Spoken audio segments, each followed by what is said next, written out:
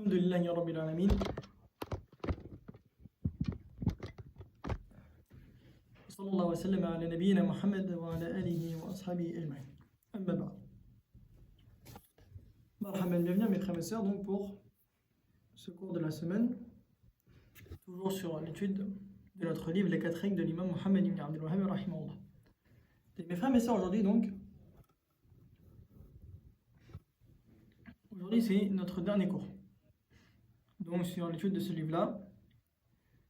Et nous allons finir par cela, Inch'Allah, aujourd'hui, l'étude des deux dernières règles que l'auteur a citées parmi les 4.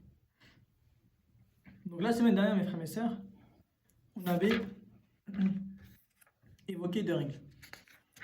On avait cité 2 règles qui ont leur importance. La première règle qu'on avait citée la semaine dernière, c'était que il ne suffit pas à la personne de croire au tawhid de la seigneurie afin que cela fasse de cette personne-là une musulmane. Donc le tawhid de la seigneurie ne suffit pas à la personne jusqu'à ce qu'elle vienne avec le tawhid de l'adoration, le tawhid al-uluhiyya, car on avait dit que le tawhid il est de 3 catégories: le tawhid de la seigneurie, le tawhid de l'adoration, le tawhid des noms et des attributs. Et on a dit que le tawhid de la seigneurie, d'une manière globale, c'est le fait que tu unifies Allah par tes actions, que tu reconnaisses qu'Allah c'est lui seul le créateur, lui seul celui qui donne et qui prend, qui fait vivre et qui fait mourir, etc. Toutes les actions d'Allah. Et ce tawhid là, même les mécréants à l'époque du prophète sallallahu alayhi wa sallam, pour la plupart d'entre eux, la majorité d'entre eux, ils reconnaissaient ce tawhid là. Et on a cité la preuve à cela dans le verset. Donc la personne, pour qu'elle soit considérée comme musulmane, il faut qu'elle adore Allah seul dans ses actions. Il faut qu'elle adore Allah seul dans ses actions, car le tawhid de la seigneurie, il incombe que tu viennes avec le tawhid de l'unicité de l'adoration. Il ne suffit pas seul à la personne le tawhid de la seigneurie. Car il y a beaucoup de personnes qui savent que l'islam c'est la vérité. Ils savent que Allah c'est lui le créateur, que c'est lui qui a envoyé les prophètes. Mais ils n'adorent pas Allah. Ils n'adorent pas Allah seuls. Ils commettent du shirk, de l'association. Ou ils n'adorent pas Allah d'une manière totale. Ils disent: moi je ne suis pas musulman. Je sais ces choses-là, mais je ne suis pas musulman. Donc il faut que la personne elle vienne avec le tawhid de l'unicité, qu'elle adore Allah seul dans toutes ses adorations. La deuxième règle qu'on avait prise, mes frères et sœurs, la semaine dernière, c'était la cause qui a mené les mécréants à l'époque du prophète sallallahu alayhi wa sallam de prendre des égos en dehors d'Allah. On a dit qu'il y a 2 causes. Ils ont cherché par cela à se rapprocher d'Allah, et ils ont cherché par cela à avoir des intercesseurs auprès d'Allah. Et on a cité les versets à cela. Donc ils ont adoré autre qu'Allah. Pourquoi? Ils disaient parce que eux, ils nous rapprochent d'Allah. Ou ils disaient que eux, ce sont nos intercesseurs auprès d'Allah. Ils intercèdent pour nous. Et on a réfuté cela. Et Allah, il a traité cela de mensonge et de mécréance. Et on avait dit que l'intersection, mes frères et sœurs, elle est de 2 catégories. Celle qui est niée par Allah et celle qui est affirmée par Allah. L'intersection qui est niée par Allah, c'est celle qui est demandée à autre qu'Allah, sur ce quoi seul Allah est capable. Alors que l'intersection qui est affirmée, c'est celle qui est demandée à Allah. Et on a dit que personne ne pourra intercéder, sauf si Allah il a agréé sa parole et ses actes. Donc il n'y a que les gens du tawhid qui pourront intercéder pour des gens du tawhid, ceux dont Allah a agréé leurs paroles et leurs actes. Donc Allah il n'agrée pas la parole et les actes des mécréants. Il n'y a que les gens du tawhid qui pourront intercéder, et il n'y a que les gens du tawhid qui pourront bénéficier de l'intersection du prophète sallallahu alayhi wa sallam. Aujourd'hui, mes frères et sœurs, on passe à la 3e règle. Il dit l'auteur: والقاعدة الثالثة أن النبي صلى الله عليه وسلم ظهر على أناس متفرقين في عبادتهم منهم من يعبد الملائكة ومنهم من يعبد الأنبياء والصالحين ومنهم من يعبد الأحجار والأشجار ومنهم من يعبد الشمس والقمر وقاتلهم رسول الله صلى الله عليه وسلم جميعا ولم يفرق بينهم. La troisième règle, mes frères et mes sœurs, il dit l'auteur, rahimahullah, que le prophète sallallahu alayhi wa sallam, il est apparu à des gens qui sont différents dans leurs adorations envers ceux qu'ils adorent. Il y a ceux qui adoraient les anges, il y a ceux qui adoraient les prophètes, il y a ceux qui adoraient les pierres et les arbres, et il y a ceux qui adoraient le soleil et la lune. Il dit, et le prophète sallallahu alayhi wa sallam, il les a tous combattus. Il n'a pas fait de différence. Il n'a pas fait de différence. Et ceci, mes frères et mes sœurs, en premier lieu, nous montre la laideur et la qubh, la laideur du shirk. Car ces adeptes, les adeptes du shirk, ceux qui s'associent à Allah, ils ne sont pas unis dans leur adoration. Chacun il adore ce à quoi sa passion le mène. Lui il adore les pierres, lui il adore les arbres, lui il adore les vaches, lui il adore une chaise, lui il adore un taureau, lui il adore un éléphant, lui il adore un ange, lui il adore le soleil. Ils sont tous différents dans leur adoration. Alors que celui qui adore Allah seul, les muwahhidoun, ceux qui adorent Allah, ils sont uniques, ils sont unis dans leurs adorations. Ils adorent qu'un Seigneur. Ils adorent qu'un Seigneur, c'est celui qui mérite l'adoration, c'est Allah Azza wa Jal. C'est pour ça que le shirk, il est là. Et c'est le pire péché auprès d'Allah Azza wa Jal. Alors que les muwahhidoun, ceux qui unifient Allah dans leur adoration, ils sont unis. Ils adorent un même Seigneur. Alors que les gens du shirk, ils sont divisés. Ils sont divisés. Et ils n'ont aucun critère qui les unit. Chacun, il adore une chose selon sa passion. Lui, il préfère adorer les vaches, lui, il préfère adorer le soleil, lui, il adore les anges. Ils sont tous divisés.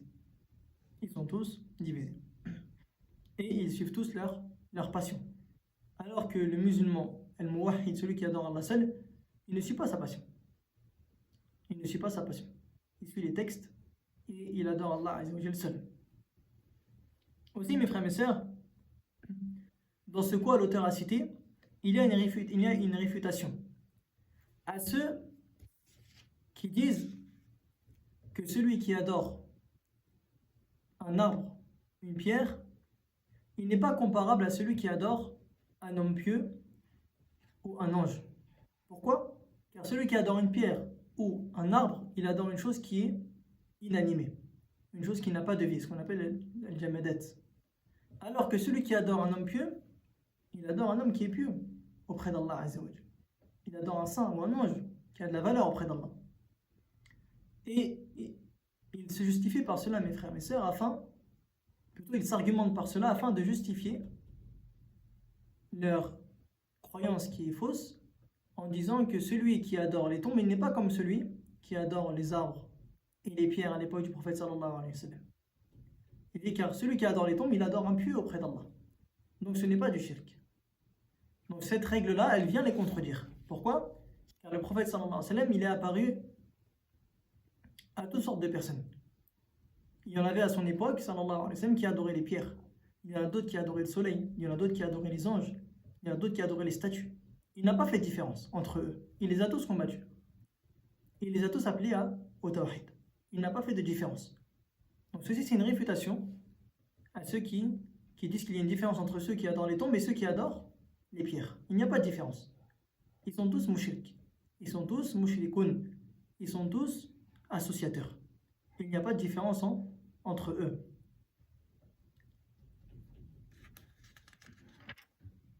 Il dit l'auteur maintenant, mes frères et mes sœurs, il va citer la preuve de cela. Il va citer la preuve de ce qu'il t'a dit, que le prophète sallallahu alayhi wa sallam, il est apparu à différentes catégories de gens.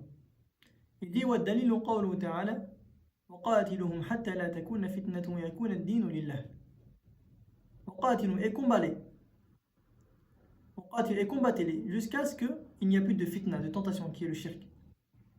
وَيَكُونَ الدِّينُ لِلَّهِ, et que la religion soit totalement à Allah Azza wa Jal. Donc ça c'est une preuve. Allah il a dit et combattez-les jusqu'à ce qu'il n'y ait plus de fitna, de shirk. Donc ça c'est une preuve qu'Allah Azza wa Jal n'a pas fait de différence entre ceux qui adorent les pierres et ceux qui adorent les arbres. bien sûr, mes frères et sœurs, quand on cite ce genre de verset, c'est un verset qui a un sens. Et une personne ne peut pas prendre ce verset-là et faire comme ils font les terroristes, non. Donc ce verset-là, il a un sens, il a un tafsir, il a un contexte. On ne prend pas les versets comme ça afin de suivre ses passions. Donc ce verset-là, il a un contexte. Et le djihad, le combat, il a des dawabit, il a des critères, il a des conditions. Donc ceux qui prennent le sens des versets comme ça pour justifier leurs actes de terrorisme, ils ne font en aucun cas partie de... Ils n'appellent en aucun cas à ce qu'Allah Azza wa Jalla l'appelle. Car même il dit le prophète sallallahu alayhi wa sallam dans le hadith, il dit Man qatala mu'ahidan lam yarah ra'ihat al-jannah. Celui qui tue quelqu'un qui a un pacte avec les musulmans, il ne sentira pas l'odeur du paradis. Et aujourd'hui, comme ils disent la plupart des pays qui ne sont pas musulmans, ils ont des pactes avec les musulmans. Donc ceux qui prennent ces versets-là pour justifier leurs actes de terrorisme, ça ne fait en aucun cas partie de l'islam. Mais les médias, ils utilisent ceci pour justifier la haine envers l'islam. Mais en aucun cas, ça appartient à l'islam. Et même le prophète sallallahu alayhi wa sallam, il nous a avertis de cela. Il y a des textes qui contredisent cela d'une manière claire. C'est pour ça, mes frères, prenez attention aux gens qui jouent avec les textes. Et qui les prennent d'une manière apparente, sans étudier le sujet, avec les critères, avec les dawab, avec les conditions. Car c'est avec ce genre de versets-là qu'il y a des gens qui déforment la vérité. Donc ici, Allah Azza wa Jalla dit à son prophète, combattez-les tous, jusqu'à ce qu'il n'y ait plus de fitna, de tentation, et que la religion soit entièrement Allah. Donc il n'a pas fait de différence. Il leur a dit de tous les combattre, peu importe que lui il adore les pierres ou les arbres, etc. Il n'a pas fait de différence entre ceux qui adorent les pierres, ceux qui adorent les tombes, ceux qui adorent les arbres. Il n'a pas fait de différence, Allah Azza wa Jalla, dans ce verset-là. Donc c'est une preuve qu'il n'y a pas de différence entre eux. Ils sont tous égaux dans le fait qu'ils sont tous des associateurs.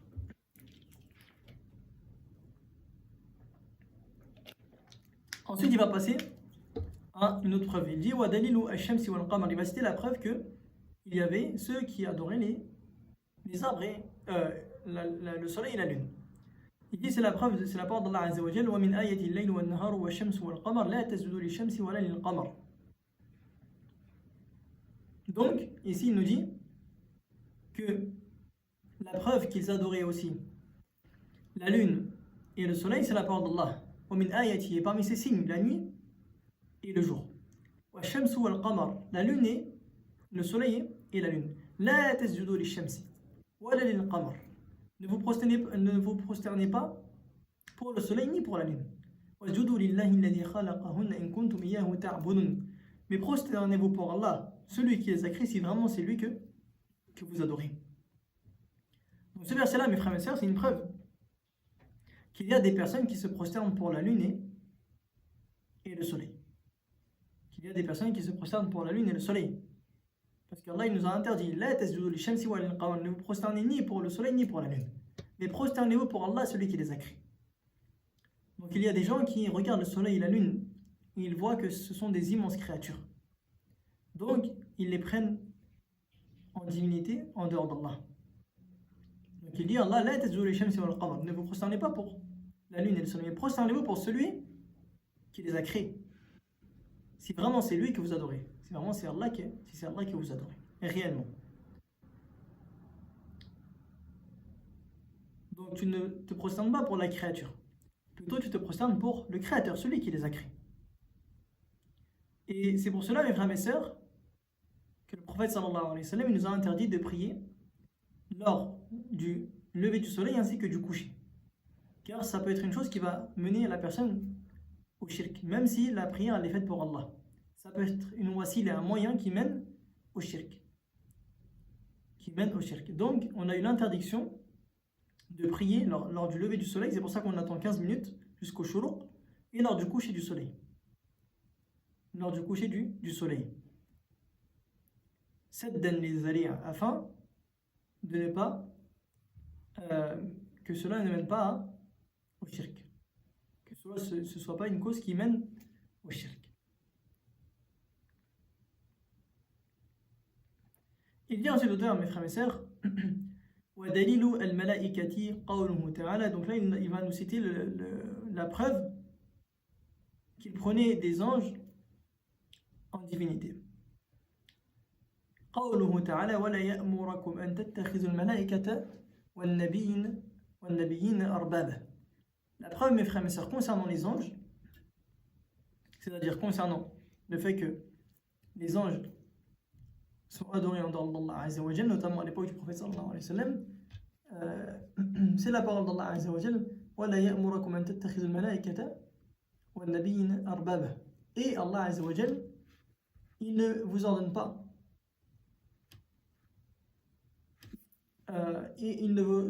de prendre les anges et les prophètes pour Seigneur. Ensuite Allah il dit dans le verset à la fin vous ordonnerait-il la mécréance après que vous êtes devenus musulmans? Donc Allah il dit que Allah il ne vous ordonne pas de prendre les anges et les prophètes pour Seigneur. Ensuite il dit vous ordonnerait-il la mécréance après que vous êtes devenus musulmans? Donc c'est une preuve que celui qui adore les anges ou les prophètes c'est un mécréant. C'est un mécréant. Car Allah dit vous ordonnerait-il la mécréance? Donc c'est une preuve que ces actes-là ce sont de la mécréance. Donc c'est pour ça que le musulman il doit adorer Allah Azza wa Jal seul. Attendez mes frères et sœurs, ça bug un peu. Non. Donc c'est pour cela mes frères et sœurs, il y a dans ce verset-là une preuve que celui qui adore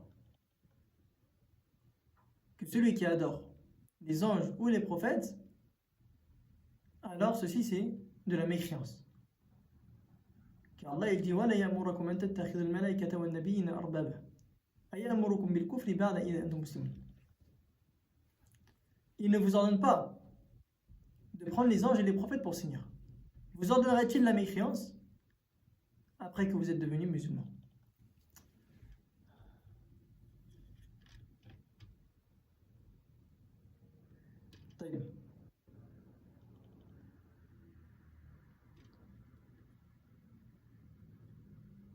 Je sais pas si vous m'entendez, ça bug un peu il me semble.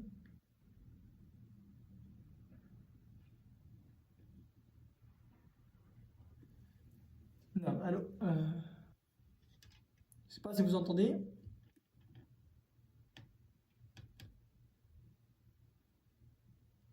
Je sais pas si ça remarche ou pas.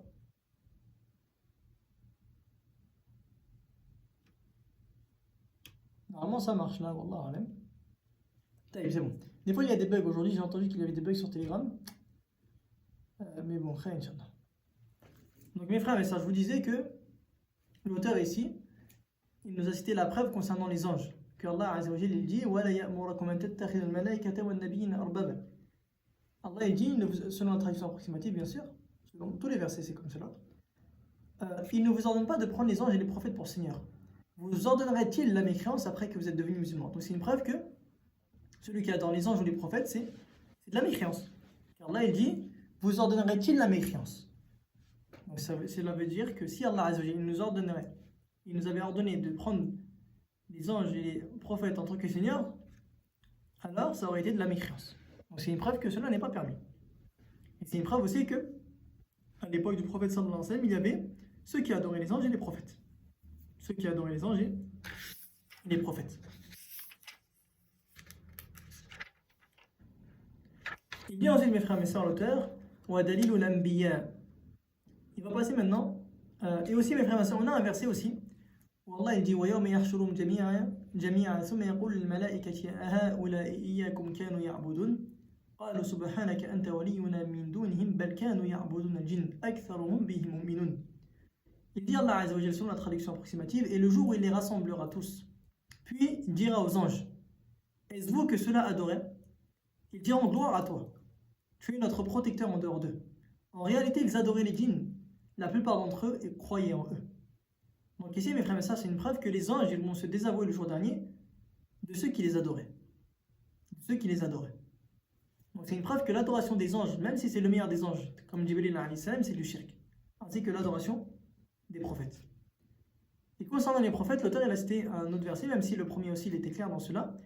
Allah il dit وَإِذْ قَالَ اللَّهُ يَا عِيسَى ابْنَ مَرْيَمَ أَأَنْتَ قُلْتَ لِلنَّاسِ اتَّخِذُونِي وَأُمِّيَ إِلَٰهَيْنِ مِن دُونِ اللَّهِ قَالَ سُبْحَانَكَ مَا يَكُونُ لِي أَنْ أَقُولَ مَا لَيْسَ لِي بِحَقٍّ إِن كُنتُ قُلْتُهُ فَقَدْ عَلِمْتَهُ تعلم ما في نفسي ولا أعلم ما في نفسك إنك أنت علام الغيوب. Il dit Allah Azza wa Jal, selon la traduction approximative, et lorsqu'Allah dira ô Jésus, ô Isa, fils de Maryam, est-ce toi qui as dit aux gens, prenez-moi ainsi que ma mère pour deux divinités en dehors d'Allah, il dira à Isa alayhi salam, gloire à toi. Il ne m'appartient pas de dire ce que je n'ai pas le droit de dire. Si je l'avais dit, tu l'aurais su. Si je l'avais dit, tu l'aurais su. Tu sais ce qui est en moi, tandis que je ne sais pas ce qui est en toi. Tu es en vérité le parfait connaisseur de l'inconnaissable. Donc ici, Isa alayhi salam, il se désavoue de ceux qui l'ont pris en divinité en dehors d'Allah Azza wa Jal. Isa alayhi salam, il se désavoue de cela. Et il dit le prophète sallallahu alayhi wa sallam dans le hadith, La tatruni kama atrat al-nasara Isa ben Maryam, fa innama ana abdullahi wa rasuluh. Il dit, n'abusez pas à mon sujet. N'exagérez pas à mon sujet. Comme on fait les chrétiens à propos de Isa ben Maryam. Car je suis le messager d'Allah et son serviteur. Donc, ceci, mes frères et sœurs, c'est une preuve que l'adoration des prophètes, c'est du shirk. Adorer un prophète, peu importe qui est-il, que ce soit le meilleur des prophètes sallallahu alayhi wa sallam ou un autre prophète, c'est du shirk. C'est du shirk et Allah Azza wa Jalla n'agrée pas cela. Allah il n'agrée pas cela.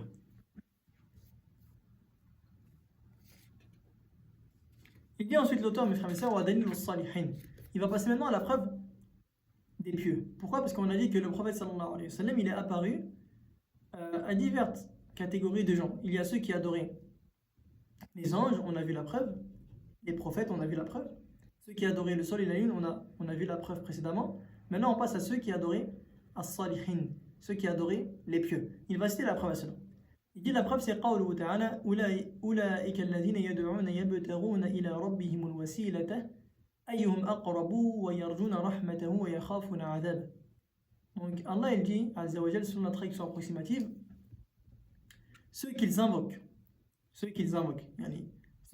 en dehors d'Allah, cherchent eux-mêmes un moyen de se rapprocher de leur Seigneur, espérant sa miséricorde et craignant son châtiment. Donc ici Allah Azza wa Jal, il parle de ceux qui adorent d'autres personnes en dehors de lui, Azza wa Jal. Il dit que ceux-là que vous adorez, eux-mêmes ils cherchent à se rapprocher de moi, d'Allah Azza wa Jal. C'est Allah qui parle. Eux-mêmes ils cherchent à se rapprocher de moi. Ils cherchent ma miséricorde et ils craignent mon châtiment. Donc Allah dit Ulaika alladhina yad'una yabtaguna ila rabbihim al-wasilata ayyuhum aqrabu wa yarjuna rahmatahu wa yakhafuna 'adabah.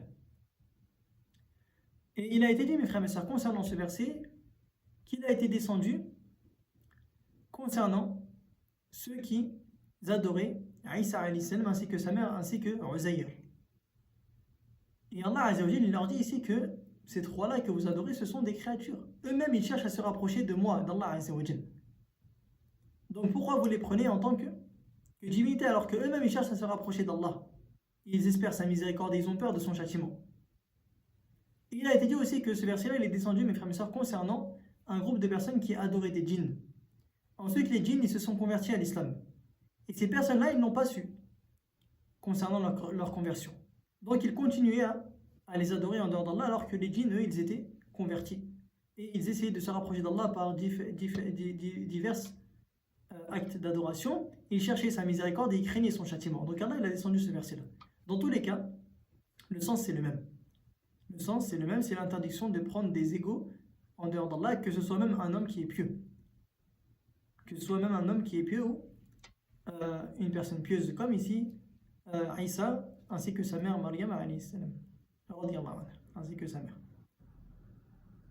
Donc ce verset-là, mes frères et sœurs, il nous montre l'interdiction de prendre des pieux en tant que divinité en dehors d'Allah Azza wa Jal. Et dans ce verset-là, mes frères et sœurs, il y a les trois piliers de l'adoration. L'amour, la peur et l'espoir. Comme Allah dit, Ulaika alladhina yad'una yabtaguna ila rabbihim al-wasila. Ils cherchent à se rapprocher d'Allah. Al-hub. Ayyuhum aqrab. Wa yarjuna rahmata. Ils espèrent sa miséricorde. Al-raja, l'espérance. Wa yakhafuna 'adaba. Ils ont peur de son châtiment. La peur. C'est les trois piliers de l'adoration. La peur, le hub, l'amour, l'espérance et la peur. Ensuite, mes frères et sœurs, on a cité que l'auteur, il a cité aussi que parmi ceux qui étaient présents à l'époque du prophète sallallahu alayhi wa sallam, ceux qui adoraient les pierres et les arbres, il va citer la preuve. Il dit وَدَلِيلُ الْأَحْجَارِ وَالْأَشْجَارِ قَوْلُهُ تَعَالَى أَفَرَيْتُمُ اللَّاتَ وَالْعُزَّى وَمَنَاةَ الثَّالِثَةَ الْأُخْرَى. Allah il dit, avez-vous vu Al-Lat et Al-Uzza ainsi que Manat la troisième, l'autre troisième. Ceci c'est dans Surat Al-Najm. Donc Allah Azza wa Jalla dit, avez-vous vu Al-Lat et Al-Uzza et Al-Manat et Manat aussi. وَمَنَاةَ الثَّالِثَةَ الْأُخْرَى. Et à la fin du verset, qu'est-ce qu'il dit, mes frères et sœurs, Allah Azza wa Jalla? À la fin, un peu plus loin dans les deux derniers versets, il dit إن هي إلا أسماء سميتموها أنتم وآباؤكم ما أنزل الله بها من سلطان إن يتبعون إلا الظن وما تهوى الأنفس ولقد جاءهم من ربهم الهدى. À la fin, Allah Azza wa Jalla il dit, selon la traduction approximative, ce ne sont que des noms que vous et vos ancêtres avez inventés. Allah Azza wa Jalla n'a fait descendre aucune preuve à ces noms. Ils ne suivent que la conjecture et ce que désirent leurs âmes. Ils suivent leur passion. Et certes, de leur Seigneur leur est venu la guider. Donc, ce sont des noms. Et on va, Inch'Allah, détailler qui sont ces trois-là. Al-Lat, Wal-Uzza, wa Manat. Al-Thalithat al-Ukhra. Donc, Allah, il dit ce sont des noms que vous avez inventés, vous et vos ancêtres. Allah n'a fait descendre aucune preuve à ce sujet-là. Allah n'a fait descendre aucune preuve à ce sujet-là. Donc, c'est une preuve qu'il prenait des pierres et des arbres en dehors d'Allah Azza wa Jal, en dehors d'Allah Azza wa Jal, par adoration. Al-Lat, mes frères et mes sœurs, Al-Lat, c'est parmi les pierres et les tombes qui étaient adorées. Donc il a été dit que Al-Lat, c'était une tombe d'un homme qui était connu pour être généreux envers les invités. Ils l'ont pris en tant que divinité en dehors d'Allah Azza wa Jal. Il a été dit aussi que Al-Lat, c'est le nom d'une statue, et c'était une pierre qui a été sculptée sur laquelle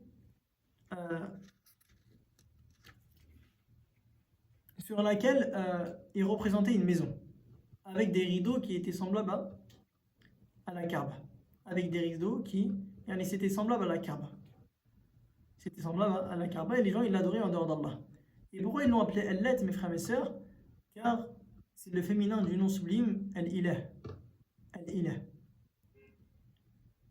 Donc, c'est pour ça qu'ils l'ont appelé Al-Lat. C'est pour ça qu'ils l'ont appelé Al-Lat. Car c'est le nom, c'est le féminin du nom sublime d'Allah Al-Ilah. Ta'ala Allah amma yaqulun. Donc, ils ont rendu ce nom-là féminin. Et Allah Azza wa Jalla, il a réfuté cela dans le Coran et il a blâmé cela. Comme il dit-il qu'il y a un qismatun diz. Et Al-Uzza, mes frères et mes sœurs, Al-Uzza c'était un arbre que visaient les associateurs. Al-Uzza, quand Allah dit Al-Faraytum al-Lata wal-Uzza, Al-Uzza c'était un arbre que visaient les associateurs. Et il y avait un djinn qui parmi les femmes leur parlait et les trompait. C'était un arbre vers lequel se dirigeaient les associateurs. Il y avait un djinn parmi les femmes qui leur parlait et il les trompait. Et Al-Uzza, mes frères et mes sœurs, c'est le féminin du nom sublime d'Allah, Al-Aziz. Donc Al-Uzza, c'est le féminin du nom sublime d'Allah, Al-Aziz. Donc ils ont rendu cela féminin. Al-Aziz, c'est le nom d'Allah. Eux, ils ont dit Al-Uzza ici. Donc ils ont rendu cela féminin. C'est pour ça qu'Allah dit In hiya illa asma'un sammaytumuha antum wa aba'ukum. Ce sont des noms que vous avez inventés, vous et vos ancêtres. Allah n'a fait descendre aucune preuve à ce sujet-là. Et le dernier, Manat, comme Allah dit Wa Manat al-Thalithat al-Ukhra. Manat, c'était une pierre entre Médine et Mecca. C'est une pierre entre Médine et Mecca et c'est le féminin du nom sublime d'Allah, Al-Mannan. Al-Mannan. Vous avez vu, mes frères et mes sœurs, qu'ils ont appelé ces statues-là, ils ont tiré cela des noms d'Allah Azza wa Jal sublime et ils les ont mis au féminin. C'est pour ça qu'Allah Azza wa Jal a réfuté cela dans Surat Al-Najm. Et il les a blâmés pour cela. Donc, je dis, mes frères et mes sœurs, c'était la preuve concernant les pierres et les arbres qu'il y avait des gens à l'époque du prophète sallallahu alayhi wa sallam qui prenaient des pierres, des arbres en tant que divinité en dehors d'Allah. En tant que divinité en dehors d'Allah. Pour finir cette règle-là, l'auteur il a cité un hadith, mes frères et sœurs, hadith de Abu Waqid al-Laythi. Il dit خرجنا مع النبي صلى الله عليه وسلم إلى حنين ونحن حدثاء عهد بكفر وللمشركين سدرة يعكفون عندها وينوطون بها أسلحتهم يقال لها ذات أنواط فمررنا بسدرة فقلنا يا رسول الله اجعل لنا ذات أنواط كما لهم ذات أنواط فقال رسول الله صلى الله عليه وسلم سبحان الله إنها سنن قلتم والذي نفسي بيده كما قال موسى لبني إسرائيل اجعل لنا إلها كما لهم آلهة اجعل لنا إلها كما لهم آلهة. Donc ici mes frères et sœurs, Abu Waqid al-Laythi il raconte une chose. Il dit que on est parti avec le prophète sallallahu alayhi wa sallam à Hunayn et nous étions encore des gens, nous étions des gens qui on venait de sortir de l'ère de la mécréance. Il a été rapporté que ce qui est connu, c'est que ce compagnon-là, il s'est converti en l'an 8 de l'Hijra. En l'an 8 de l'Hijra. 8 ans après la Hijra du prophète sallallahu alayhi wa sallam. Et le prophète sallallahu alayhi wa sallam, il est mort en l'an 11.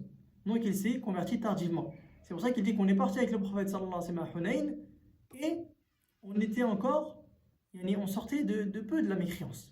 Il n'y a pas très longtemps que ça, on était encore dans la mécréance. Et on est passé, il dit, par un arbre, un cidre, qu'on appelle un cidre. Et il a dit, le compagnon radiyallahu anhu, on est passé devant un cidre près duquel les polythéistes avaient l'habitude d'attacher leurs armes. Et ils restaient près de cet arbre-là. Donc, les polythéistes, ils avaient un arbre qu'on appelle un cidre. Ils restaient près de cet arbre-là, ils attachaient leurs armes dessus. Ils attachaient leurs arbres dessus. Et vraiment, ils disent qu'ils faisaient ça pour avoir la baraka, wallah, pour avoir la baraka, la bénédiction. Ils accrochaient leurs armes sur l'arbre.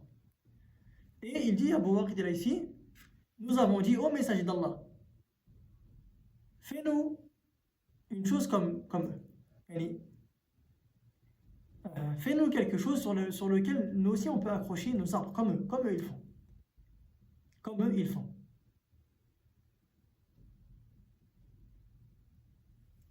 Comme eux ils font. Il a dit, le prophète sallallahu alayhi wa sallam, Allahu Akbar, innaha sunan. Allahu Akbar, innaha sunan. Allah est le plus grand. Innaha sunan, ce sont les traditions des peuples d'avant. Qultum walladhi nafsi biyadi. كما قالت بنو إسرائيل لموسى اجعل لنا إلها كما لهم آلهة. Il a dit sallallahu alayhi wa sallam, par celui dont mon âme est entre ses mains. Vous avez dit exactement ce que les enfants d'Israël ont dit à Moussa. Fais-nous des dieux comme eux, ils ont des dieux. Fais-nous des dieux comme eux, ils ont des dieux. Donc ici, les compagnons ici, notamment Abu Waqid al-Laythi radiyallahu anhu, ici, en quelque sorte, c'est comme s'ils avaient demandé la mécréance, ils avaient demandé du shirk. Mais ils ont été excusés par l'ignorance. Ils n'ont pas commis le shirk. Ils ne l'ont pas fait. Et ils ont été excusés par l'ignorance. Car comme il a dit au début, on était encore jeunes, on venait de sortir de l'ère de la mécréance. Donc on a dit au prophète sallallahu alayhi wa sallam de nous faire une chose comme eux. Une chose sur laquelle on accroche nos armes pour chercher la bénédiction. Comme eux, ils font les mécréants. Il a dit subhanallah. Allahu Akbar, inna sunan. Il a dit Allahu Akbar, Allah est le plus grand. Ce sont les traditions d'avant. Vous avez dit comme les enfants d'Israël, ils ont dit à Moussa, donne-nous un Dieu comme eux, ils ont un Dieu.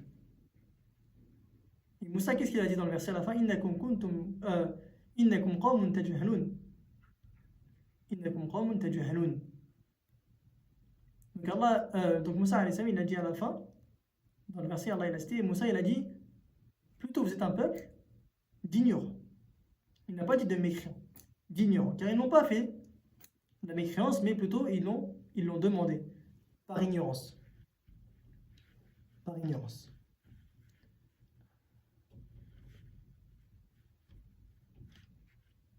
Deux petites secondes, je regarde le verset parce que j'ai un doute sur ce que j'ai dit à la fin du verset. قال إنكم قوم تجهلون. قال إنكم قوم تجهلون. Donc Moussa alayhi salam il a dit قال إنكم قوم تجهلون. Vous êtes un peuple ignorant. Donc ils n'ont pas fait la mécréance, mais ils l'ont demandé. Par ignorance. Par ignorance. Donc ici, mes frères et sœurs, dans ce hadith, là, c'est pareil. Les compagnons, ils sont sortis, ils ont demandé cela. Parmi les compagnons, c'est pas tous les compagnons, on a dit que c'est ceux qui étaient nouveaux dans l'islam. C'est ceux qui étaient nouveaux dans l'islam. Donc, c'est une preuve ici, mes frères et mes sœurs, que celui qui adore les arbres ou les pierres, alors ce sont des mouchriks. Ce sont des mouchriks. Car comme on l'a dit, les mécréants ici, les polythéistes, ils attachaient leurs armes à l'arbre afin de chercher la baraka et la bénédiction. Et ceci, c'est du shirk. Ceci, c'est du shirk. Donc tous ces hadiths-là qu'il a cités, mes frères et sœurs, ainsi que les versets, c'est une preuve que cela a été présent à l'époque du prophète sallallahu alayhi wa sallam. Il n'a pas fait différence entre eux. Et c'est une preuve aussi que cela est interdit. Que le musulman, il prenne en dehors d'Allah quelconque divinité. Que ce soit une créature telle que le soleil et la lune, que ce soit un pieu, que ce soit des choses qui sont inanimées, telles que les pierres, les arbres, que ce soit la meilleure des créatures, comme les prophètes, les meilleurs des créatures, etc. Comme on vient de citer. La dernière règle, mes frères et mes sœurs, avec nous ce soir, c'est la quatrième règle. Il dit l'auteur, al-qa'idatu ar-rabi'a anna mushriki zamanina أغلظ شركا من الأولين لأن الأولين يشركون في الرخاء ويخلصون في الشدة ومشرك زماننا شركهم دائم في الرخاء والشدة والدليل قوله تعالى فإذا ركبوا في الفلك دعوا الله مخلصين له الدين فلما نجاهم إلى البر إذا هم يشركون. La quatrième règle, mes frères et sœurs, il dit l'auteur, les polythéistes de notre époque, à son époque, à lui l'auteur, il y a plus de 200 ans. Les polythéistes de notre époque sont plus graves dans le polythéisme que ceux d'autrefois, que ceux d'avant. Pourquoi il dit? Car les anciens polythéistes pratiquaient le polythéisme en temps d'aisance, mais se montraient sincères en temps de difficulté. Alors que les polythéistes de notre époque, de notre temps, leur polythéisme est constant, à la fois en temps d'aisance et en temps de difficulté. Il dit la preuve à cela, il y a la preuve que les polythéistes, à l'époque du prophète sallallahu alayhi wa sallam, mais avant, ils commettaient le shirk, le polythéisme, lorsqu'ils étaient dans l'aisance, mais qu'ils étaient sincères dans la difficulté. C'est la parole d'Allah Azza wa Jal. فإذا ركبوا في الفلك دعوا الله مخلصين له الدين فلما نجاهم إلى البر إذا هم يشركون. Selon la traduction approximative, et quand ils montaient dans les navires, ils invoquaient Allah en lui vouant un culte exclusif. Mais quand il les sauvait vers la terre ferme, les faisait retourner vers la terre ferme, Allah il les sauvait. Voilà qu'ils associaient d'autres à lui. Donc Allah il nous dit dans ce verset-là que lorsque les mécréants, les polythéistes, ils montaient dans les bateaux en mer et que la mer elle s'agitait, ils invoquaient Allah seul en lui vouant un culte exclusif. Et lorsqu'Allah il les sauvait, il les ramenait à la terre ferme, ils retournaient à leur shirk. Donc ceci c'est une preuve, mes frères et mes sœurs, que l'auteur il a cité que les polythéistes d'avant, leur polythéisme, il était en cas d'aisance, lorsqu'ils étaient dans l'aisance. Mais lorsqu'ils étaient dans la difficulté, ils invoquaient Allah Azza wa Jal seul. Et il faut savoir, mes frères et mes sœurs, qu'Allah Azza wa Jal, il invoque les mécréants dans deux situations. La première situation, c'est qu'il subit une injustice. Même si un mécréant, il subit une injustice et il invoque Allah Azza wa Jal contre la personne, Allah, il l'exauce. Car il dit le prophète sallallahu alayhi wa sallam qu'il n'y a pas de voile entre l'invocation de l'opprimé et Allah Azza wa Jal. Il n'y a pas de voile entre l'invocation de l'opprimé et Allah Azza wa Jal. Entre Allah Azza wa Jal et l'invocation de l'opprimé, il n'y a pas de voile. Elle est acceptée auprès d'Allah. Elle est acceptée. Même si la personne c'est un mécréant. Même si la personne c'est un pervers. Il n'y a pas de voile. C'est pour ça que le musulman il doit craindre l'injustice. Et les savants ils n'ont permis l'injustice à personne. Envers personne. Les savants ils n'ont permis l'injustice envers personne. Tu n'as pas le droit de commettre de l'injustice à une personne par prétexte qu'elle est mécréante. Par prétexte qu'elle est un innovateur. Par prétexte qu'il est pauvre. L'injustice, elle est interdite de manière globale, sans aucune exception. Et celui à qui tu commets de l'injustice, s'il l'invoque contre toi, Allah il l'exauce, même si c'est un mécréant. Même si c'est un mécréant. Et la deuxième situation, mes frères et sœurs, c'est celle qu'on vient de citer, lorsque la personne elle est en difficulté et qu'elle invoque Allah Azza wa Jalla seul. Allah il l'exauce.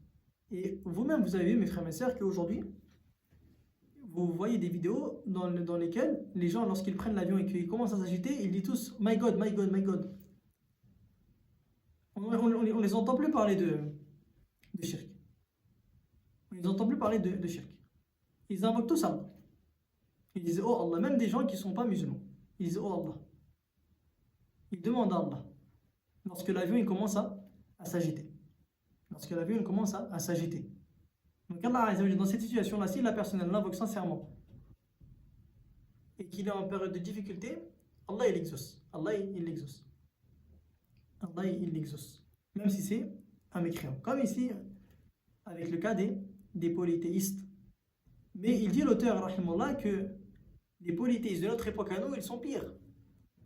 Son époque à lui, il y a 200 ans. Il dit ils sont pires que les premiers. Parce que les polythéistes de notre époque, il dit, rahimallah, ils associent Allah même dans l'aisance ou même dans la difficulté. Et tu sais, ça peut être vrai aussi. Si ça peut être vrai. Que tu trouves des gens, même dans la difficulté, ils invoquent autre qu'Allah. C'est pour ça qu'il dit qu'ils sont pires que ceux qui les ont précédés. Et il y a une histoire que les savants y racontent. Un homme pieux qui était sur un bateau. Il y a un homme pieux qui était sur un bateau. Et cet homme pieux-là, lorsque le bateau il a commencé à s'agiter, les gens dans le bateau, ils ont commencé à invoquer leur divinité, en dehors d'Allah. Chacun il a invoqué une divinité. Et cet homme pieux-là qui était dans le bateau, il a dit Ya Allah, ahlik, ahlik. Ahlik. Fais couler le bateau, fais couler le bateau. Pourquoi? Car ils adorent d'autres en dehors de toi. Donc tu trouves des gens, et c'est peut-être Allah, peut-être la majorité, qu'aujourd'hui, même aujourd'hui, dans la difficulté, il adore autre qu'Allah. Tu trouves des gens, même dans la difficulté, ils adorent autre qu'Allah. Alors que les polythéistes, parmi les premiers avant, notamment ceux qui étaient à l'époque du prophète sallallahu alayhi wa sallam, lorsqu'ils étaient dans la difficulté, ils invoquaient Allah seul, sans aucun associé. Et lorsqu'Allah Azza wa Jal, il les sauvait, il les retournait à la terre ferme, ils repartaient dans leur shirk. C'est pour ça qu'il dit que les polythéistes à notre époque, ils sont pires que les polythéistes qu'ils ont précédés. Ceci, mes frères et sœurs, c'était l'explication des 4 règles de l'imam Mohammed ibn Abdul Wahhab, rahimahullah. Et comme vous avez vu, mes frères et sœurs, ce livre-là, il n'est pas sorti de sa tête, rahimahullah. Plutôt, on a étudié des règles et à chaque fois, on a pris avec cela une preuve du Coran ou de la Sunna, comme vous avez vu. Et il n'y a rien du tout qui est sorti de sa tête, rahimahullah. Il n'a rien rajouté. Il a juste cité la règle et ensuite il s'est justifié, il a argumenté avec des versets. Et ceci, mes frères et sœurs, c'est ce que doit faire le musulman. Il doit s'argumenter avec le Coran et avec les hadiths du prophète sallallahu alayhi wa sallam. Et ceci, mes frères et sœurs, rejoint ce qu'on a dit dans le premier cours concernant sa biographie, rahimahullah, et concernant la réfutation aux ambiguïtés de ceux qui mentent sur ce shir-là, rahimahullah. Donc on remercie Allah Azza wa Jalla, alhamdulillahi alladhi bi ni'mati tatimmu s-salihat, de nous avoir facilité, mes frères et sœurs, à étudier ce livre-là. Car c'est un livre, comme les savants disent, Mubarak, qui est béni, qui a plus de 200 ans. Et aujourd'hui encore, il est étudié dans toutes les parties du monde, sous toute langue. Donc, c'est une ni'ma, mes frères et sœurs, et remercie Allah de vous avoir facilité à étudier ce livre-là, car il vous apprend les bases de la croyance. Comme vous avez vu, c'est 4 règles qui sont très très importantes, qu'aucun musulman n'a le droit d'ignorer. La première règle, que les mécréants, à l'époque du prophète sallallahu alayhi wa sallam, ils reconnaissaient qu'Allah c'était lui le créateur, le Seigneur, celui qui donnait la vie et la mort. Ça ne les a pas fait rentrer dans l'islam, on a compris pourquoi.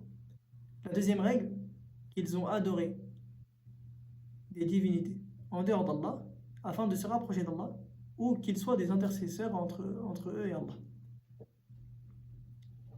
Et la troisième règle, celle qu'on a vue aujourd'hui, que le prophète sallallahu alayhi wa sallam, il a apparu à toute forme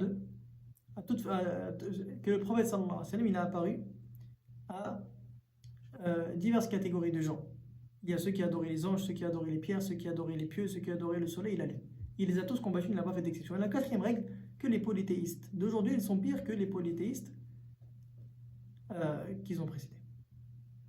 Donc ceci, mes frères et sœurs, c'est 4 règles qui sont importantes pour le musulman, que le musulman doit connaître et appliquer.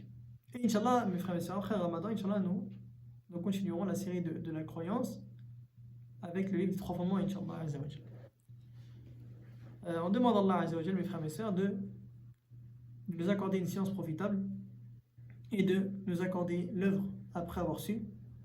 سبحانك اللهم ربنا وبحمدك أشهد أن لا إله إلا أنت أستغفرك وأتوب إليك والله أعلم وصلى الله وسلم على نبينا محمد والسلام عليكم ورحمة الله وبركاته.